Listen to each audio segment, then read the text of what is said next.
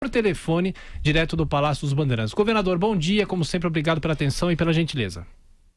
Bom dia, obrigado a vocês. Desculpe aí a minha ausência, mas é que a pneumonia veio pesada aí, pegou nos 2 pulmões, eu tenho que me virar aqui. Agora estou me proibido, até minha mulher falou que se eu sair, eu não volto mais agora. Mas como é que o senhor está? O senhor faria a campanha ainda hoje? Como é que ia ser a sua agenda? Eu tinha uma bicicletada lá, que ia fazer caminhada com bicicleta lá em Santos, como eu fiz a outra vez, né, que deu sorte, mas era dia de chuva e hoje também está chovendo, então não vou conseguir fazer. Vou lá descer porque eu vou ver minha mãe, todos os anos eu vamos visitar a igreja de São Judas lá, meu pai era devoto de São Judas, eu vou lá visitar a igreja de São Judas, mas enfim, não dá para fazer nenhum tipo de atividade maior não, porque a gente relaxou um pouco, né, nessa história da campanha, dia mais um dia, acabou que pegou nos 2 pulmões, né? Bom, temos meia hora de entrevista aqui nos estúdios, o Augusto Nunes, professor Vila, Denise Campos de Toledo. Professor Vila, quer começar? Vamos lá então. Governador, bom dia. Bem, pleno restabelecimento aí, hein? Obrigado. O senhor precisa correr os 90 minutos ainda e bater os pênaltis, hein, em caso de necessidade. E ainda tem que estar bom para depois cobrar aquele jantar do filho. É verdade. Vou pagar o vinho. É verdade, tem razão, governador. Como é que eu sei de forma sucinta?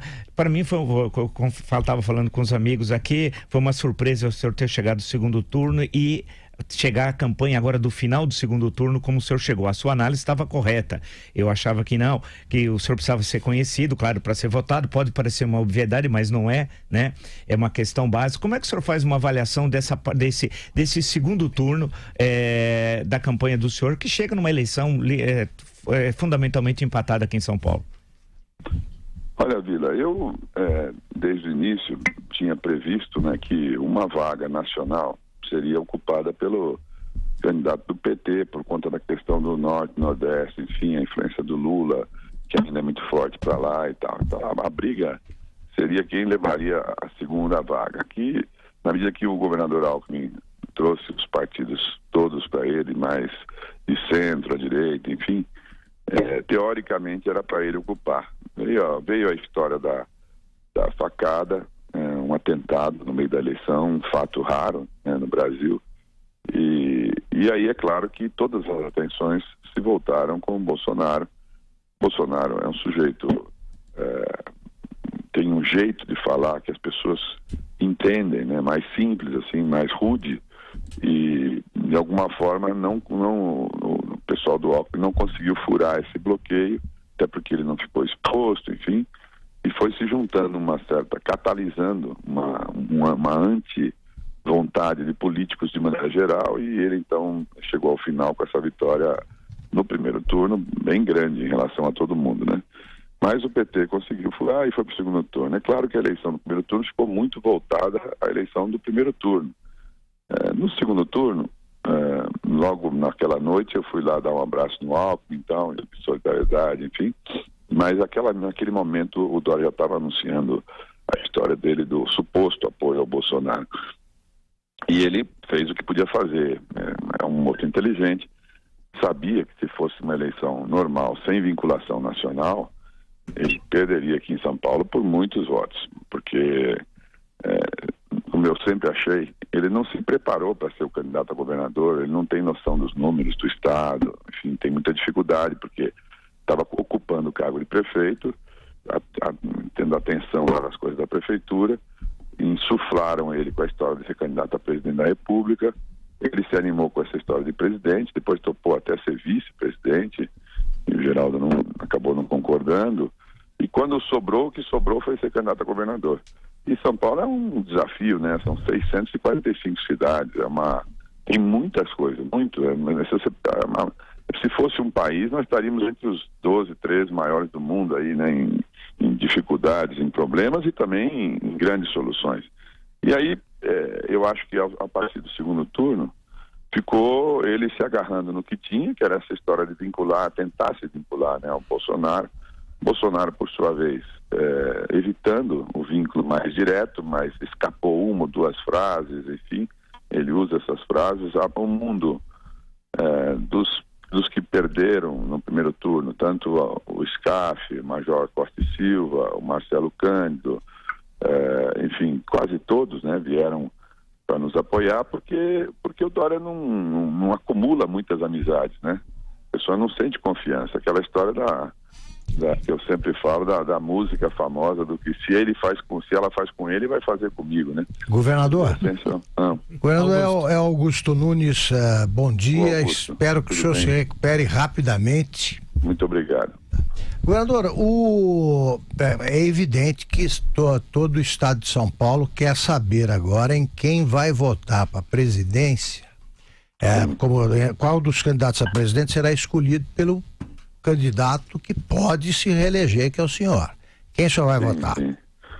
Todo dia me perguntam isso praticamente, e eu tenho explicado para todo mundo que a situação do meu caso é diferente, né? Eu sou o governador de São Paulo. É um caso diferente. Eu terei que tentar, na minha visão, juntar o Brasil pós-eleição.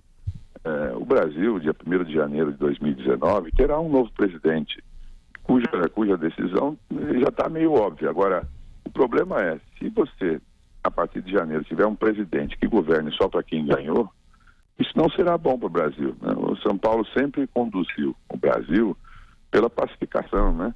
Pois mas o senhor acha que a declaração de voto atrapalha isso? Não, né? Acho que atrapalha, acho que, veja bem, eu briguei tanto para ficar neutro. O Bolsonaro se colocou neutro, o Haddad se colocou neutro. Eu briguei para colocar neutro porque meu partido não estava no segundo turno nacional, né? Eu não tenho vínculo de amizade pessoal com nenhum deles. Até convivi mais com o Bolsonaro porque, eu já contei para vocês, a esposa dele, a Michele, trabalhou conosco lá em Brasília. Ela era assessora de um deputado da minha bancada e nós nos conhecemos lá e, enfim, ele namorou com ela, casou com ela, tinha relação com a gente lá em Brasília, eu era líder da bancada. Então, ele vem do Vale do Ribeira, né, da minha região lá de Eldorado. Esse França aí do Márcio França, era de origem da minha avó, que nasceu lá na mesma cidade, em Eldorado, enfim. Então, por relação de amizade, até teria amizade, mas não tem afinidade, né? Evidentemente, tenho discordâncias ideológicas com posições tanto de um quanto de outro. Então, por que eu vou fazer manifestação se eu não me sinto aproximado, né? E aí tentei, nesse caso, propor, o Propaganda de Televisão ontem nossa foi exatamente isso. Nós mostramos vários casos de família onde tinha gente que votava de um lado e do outro, mas os dois votavam no Márcio França. Tentando mostrar que São Paulo não pode ajustar os seus relógios com o relógio de Brasília. Aliás, eu acho que esse foi um dos grandes erros dessa campanha. Nós sempre conduzimos o Brasil, né? Sempre orientamos o Brasil. Dessa vez nós ficamos também contaminados com essa história nacional. Não que não seja relevante, é importante, enfim, mas faz 100 anos, mais de 100 anos que nós não elegemos um paulista, né, na presidência da República. Desde Rodrigues Alves, em 1906, nós não elegemos um paulista. Vamos finalmente eleger, porque tanto o Bolsonaro quanto o Haddad, ambos são paulistas, né? Então vamos eleger um paulista. O presidente da República vai ter que criar relações institucionais com o governador. Eu espero ganhar a eleição, espero que ganhe a eleição. Ganhando a eleição, quero ajudar a poder conduzir o Brasil e especialmente unificar o Brasil. Agora, governador, eu não conheço nenhum caso de desunião eterna, governador, que vai levar a um bom lugar. A propósito, só para completar, o senhor fala em unificar o Brasil. O senhor acha possível mesmo estabelecer uma trégua entre os bolsonaristas aí, militantes, e os petistas? Eu pessoalmente não acredito nisso. Olha, eu lembro a você, Augusto, que já tivemos outros instantes assim, né? Você se lembra quando o Collor ganhou a eleição, o país estava dividido, logo depois o Collor também fez coisas positivas, no início chamou atenção, todo mundo se unificou. Passado um tempo veio a frustração. Meses depois, quando o Lula foi candidato, ganhou a eleição, havia uma forte divisão no Brasil. Depois de alguns anos ele foi reeleito com uma forte votação e o Brasil estava meio unificado. Até pessoas amigas minhas que sempre foram antipetistas, que não gostam do PT, minha mulher que não, de jeito nenhum, eles também acharam que estava bom naquela época. Ou seja, muita gente, isso vai da condução do governo. E a habilidade de quem ganha a eleição, exatamente, é governar para todos, né? Porque também não é justo você governar só para os seus, né? Afinal de contas, os outros também são brasileiros. Então, essa é uma tarefa do futuro presidente da República e do futuro governador. Nós aqui em São Paulo temos uma eleição dividida. Mas, por exemplo, acabou a eleição de primeiro turno, eu era adversário do Paulo Scaff. No dia seguinte ele me ligou para dizer que nos apoia, enfim, por conta da maneira como o Dória conduziu a campanha. Esse segundo turno, por exemplo, 85%, 90% do tempo da televisão dele, ele dedicou a falar mal de mim. Eu não sei se essa é uma boa estratégia, porque apenas isso fica pouco, né? Eu, de alguma forma, até sou favorecido, eu penso por isso. Aqui na capital, por exemplo, na pesquisa, no Datafolha e no Ibope, né? Eu tenho 60 e poucos % dos votos contra 30 e poucos dele. Quer dizer, ele não... Eu tenho quase 50% mais de voto dele, mas isso, qualquer um saberia que isso ia ser previsível. E eu disse isso a ele há um ano atrás: Dória, não faça isso com a prefeitura, que você perderá a eleição na capital para qualquer candidato ganhará de você, porque as pessoas vão ficar magoadas depois de uma eleição tão avassaladora no primeiro turno como você teve, né? Mas ninguém convence ele, entendeu? Na época, enfim, ele disse que não ia fazer, mas depois fez, né? É claro que gerou uma frustração. Ele teve nessa eleição agora, do primeiro turno, menos da metade dos votos que ele teve como prefeito da capital. Estamos então, conversando... não votam necessariamente em mim, entendeu? Pois não, estão votando de alguma forma contra ele. Estamos conversando aqui na Jovem Pan com o governador de São Paulo, Márcio França, que tenta a reeleição nessa edição especial de sábado do nosso Jornal da Manhã. Nós deveríamos estar aqui com o governador no estúdio, mas como ele explicou no começo, o governador está com pneumonia, está lá do Palácio dos Bandeirantes falando conosco por telefone, e daqui a pouco às 9 horas a gente recebe aqui nos estúdios o candidato João Dória do PSDB. Meia hora de entrevista nós vamos fazer, governador, um rápido intervalo. Peço para o senhor ficar na linha com a gente. Em instantes voltaremos. A hora? 8h25. Repita. 8h25.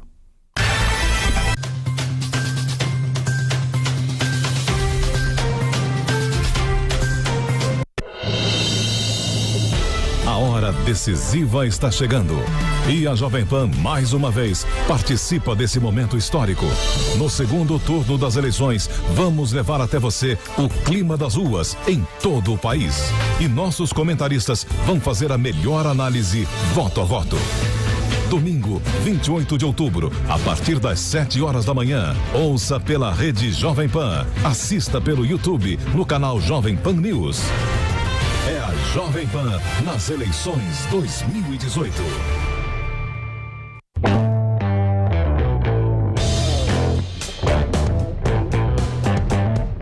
Vendem-se apartamentos ou vende-se apartamentos? Passe para a voz passiva analítica. Apartamentos são vendidos. Se em apartamentos são vendidos, apartamentos é o sujeito, em vendem-se apartamentos, apartamentos também é o sujeito. E como o sujeito concorda, o verbo concorda com o sujeito, é vendem-se, meu filho. Vendem-se apartamentos. Tudo bem? Cíntia Chagas? Beijo. Ei você, tá com seu celular por perto? Sabia que a Jovem Pan tá apenas um toque de distância? O melhor do jornalismo e do entretenimento no Facebook, para você que quer ser o primeiro a saber de tudo. No Twitter, para quem tem sempre o que dizer. E no Instagram, para você que precisa de notícia rápida e, claro, bastidores. Siga as redes sociais da Pan, o melhor do jornalismo e do entretenimento, na palma da sua mão.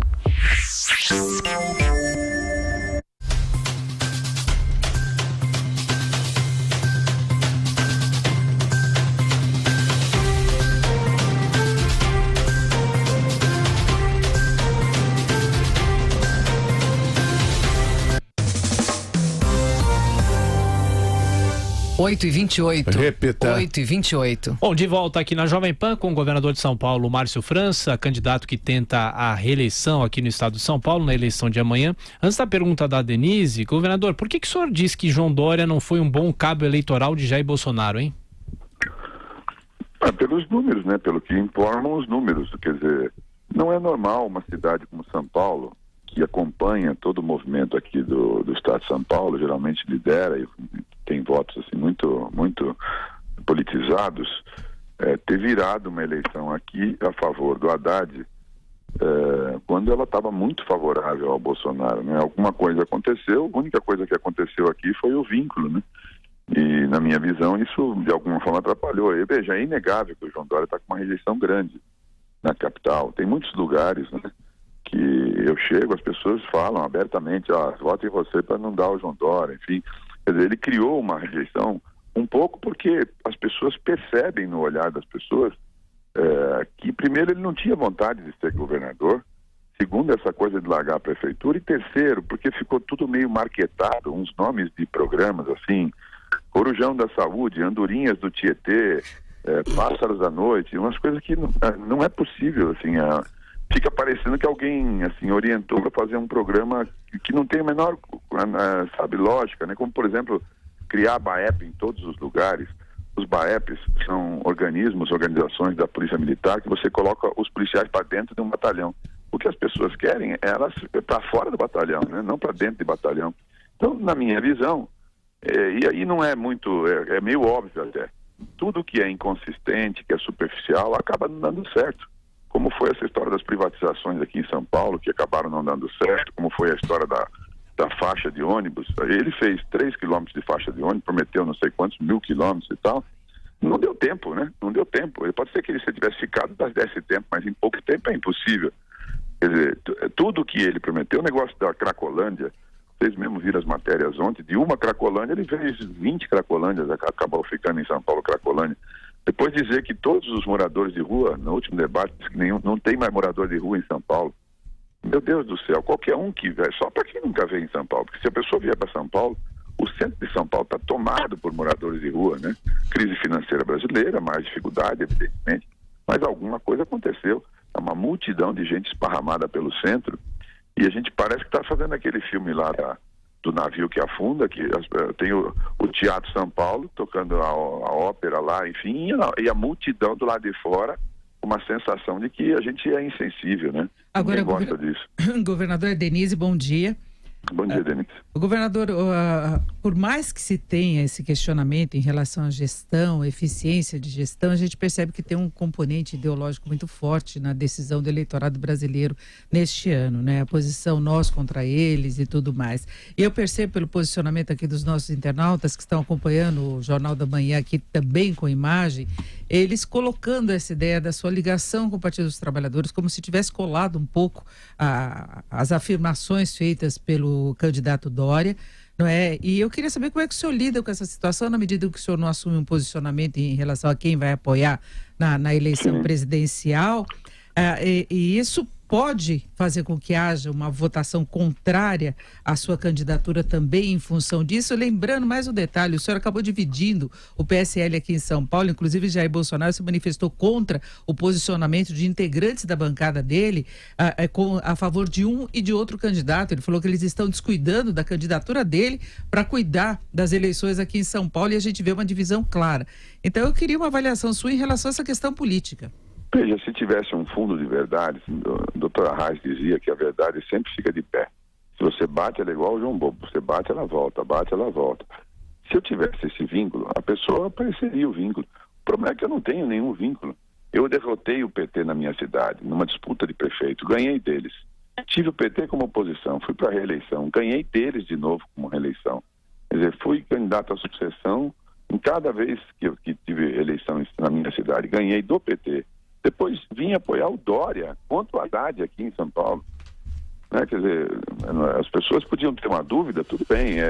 Agora, durante o período que eu fui deputado federal, fui líder do meu partido na Câmara, é claro, todos estavam lá, estavam apoiando o governo. Então, esse era um outro instante. Do mesmo jeito que o João Dória tinha uma foto do Lula no gabinete dele lá, pegou empréstimos do PT na época dele para a revista, trouxe lembra que ele pagou o avião pro Pimentel, que hoje é governador de Minas Gerais, se deslocar de um lugar para outro. Ou seja, eles eram os governantes do Brasil. Não tinha sentido você fazer malcriação, mas eu, em todo instante, aliás, meu partido não apoiou o PT dessa vez nacionalmente, por conta da minha interferência. A minha interferência aqui foi que nós ficássemos neutros nacionalmente. Não, nós tínhamos ido com o PT, nós não fomos com o PT, ficamos neutros no primeiro turno, né? E agora, tem gente no meu partido que apoia a candidatura do Haddad, assim como tem no partido dele, né? O Fernando Henrique apoia o Haddad, o Goldman apoia o Haddad. Eu acho que uma boa parte aí do PSDB também apoia o Haddad. isso não quer dizer que as pessoas é mais por conta do outro. Quer dizer, do mesmo jeito que votam em mim para se livrar do Dória, as pessoas não é que sejam apaixonadas por mim, é que simplesmente elas querem se livrar do Dória. Deixa eu perguntar uma questão para o senhor, governador. Foi falado durante os debates, e muitos comentam, que o senhor fala de uma série de obras que foram de Geraldo Alckmin como se fossem do senhor. Como é que fica essa questão? O senhor assumiu no início de abril o governo do estado, né? As obras são do senhor ou do ex-governador Geraldo Alckmin? Não, as obras, Vila, são do povo de São Paulo. As obras são do povo de São Paulo. O governo é um governo que foi eleito junto. Eu simplesmente não parei as obras do Alckmin. Tem mais de 1.000 obras em andamento. E o Alckmin foi muito correto comigo e eu correto com ele. Hoje está sendo a inauguração da estação Morumbi do metrô. Eu estou inaugurando a 6ª estação de metrô em 5, 6 meses. Proporcionalmente quase 10% de todas as estações. Então o que eu fiz foi dar agilidade ao governo que vinha. Nós fizemos várias novas inaugurações, tocamos todas as obras, tem milhares de funcionários trabalhando nessas obras e não fiz interrupções, não mudei os subcomandos. São Paulo tem 20 e poucos mil cargos em comissão.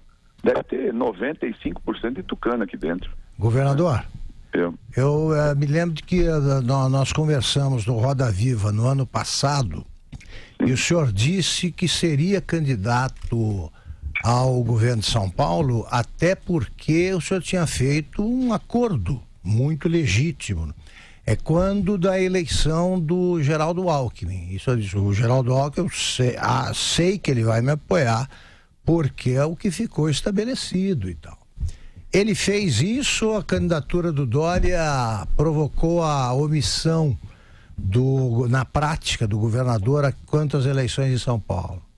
Não, ele tentou, das formas que ele sabe agir, o Alckmin, ele pediu 2, 3 vezes para o Dória não sair candidato, disse que seria um erro, que dividiria o partido, não faça isso.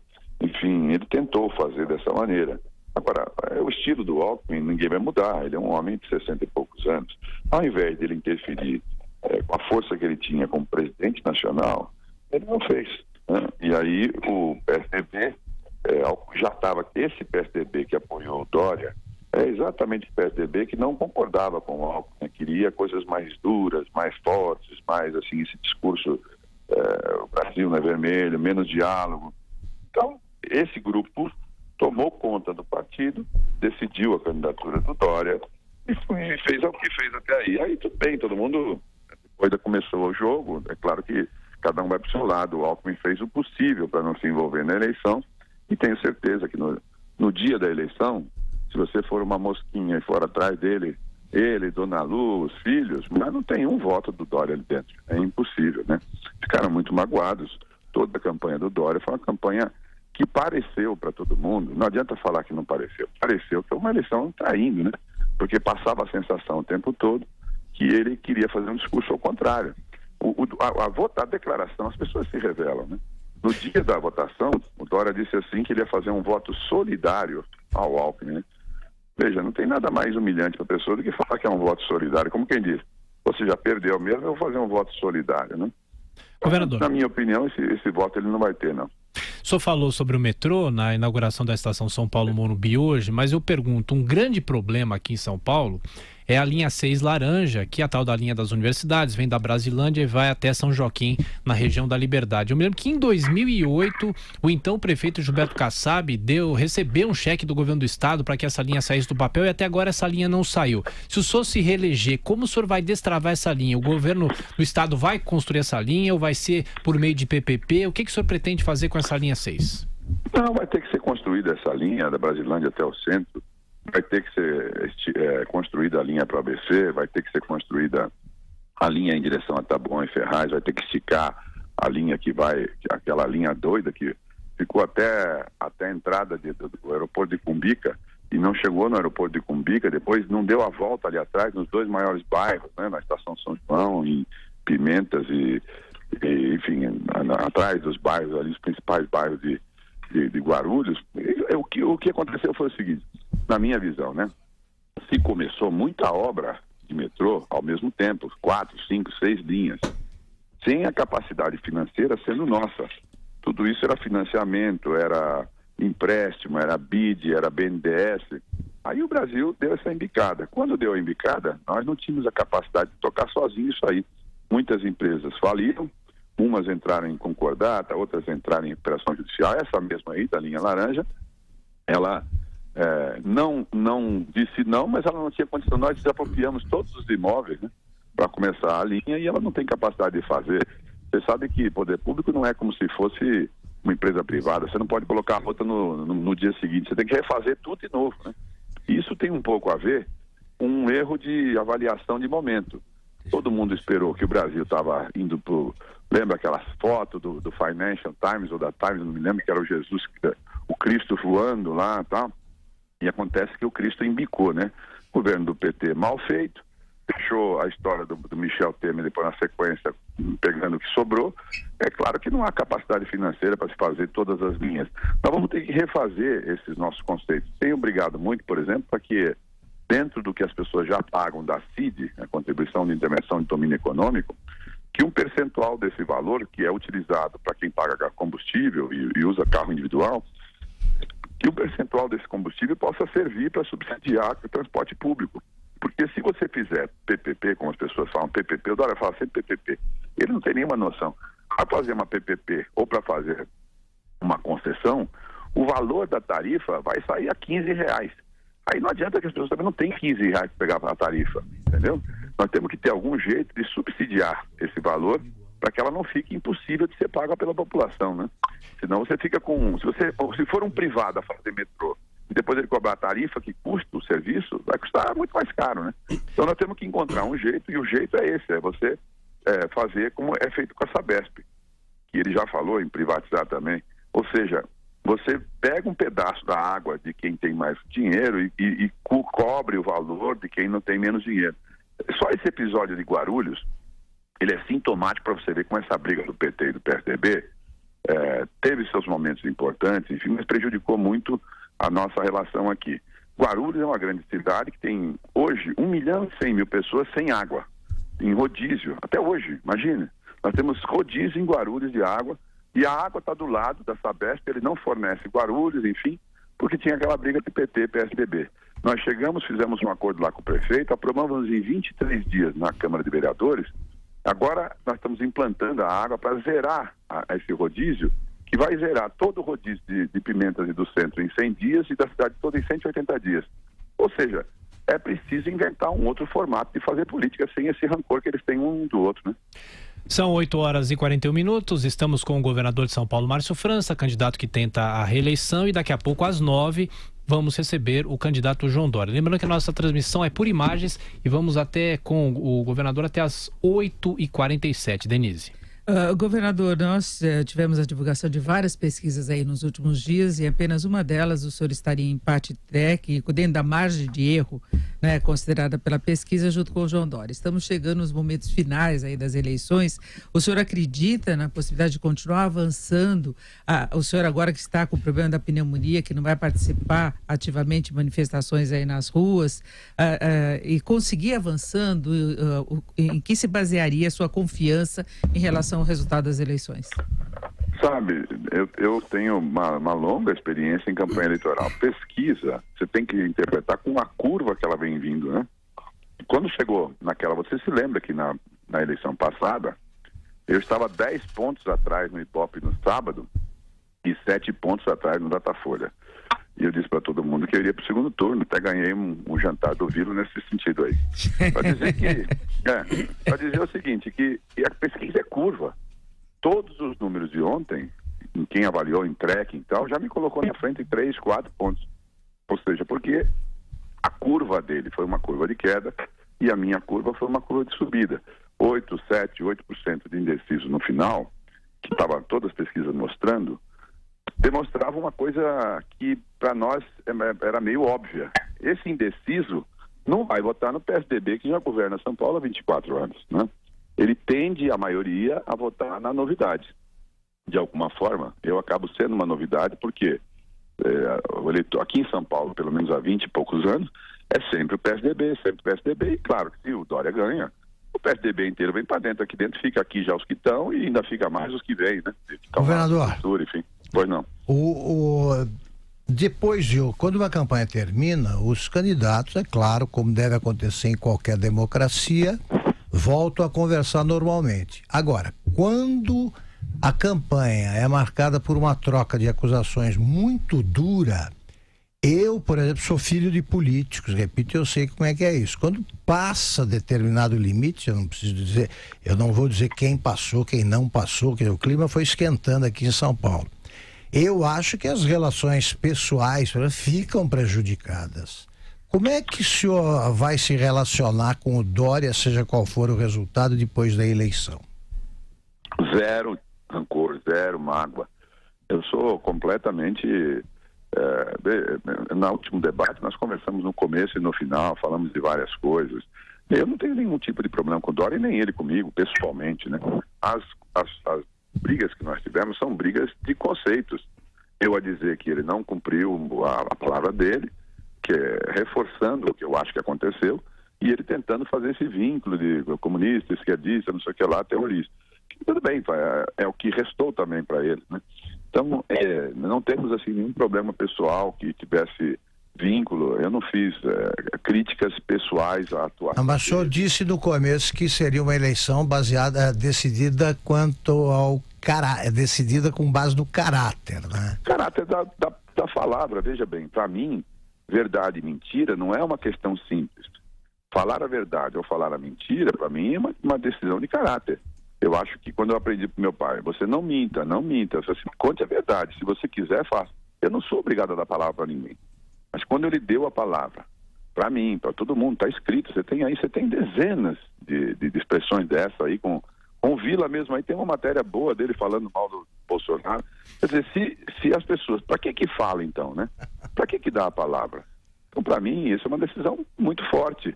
Veja bem, na iniciativa privada ele pode fazer isso, como se fosse entre os empresários e tal, mas do ponto de vista público, é claro que é uma falta grave, no meu entendimento, né? Então, por isso nós divergimos. Mas o resto é da discussão, nós tivemos conversas e falamos, não, que passou a eleição. É claro que eu não tenho amizade, nem tenho dinheiro, nem frequento os ambientes que ele frequenta. Quando ele citou os exemplos no debate, você viu? Nova York, Paris, Bruxelas, não sei aonde.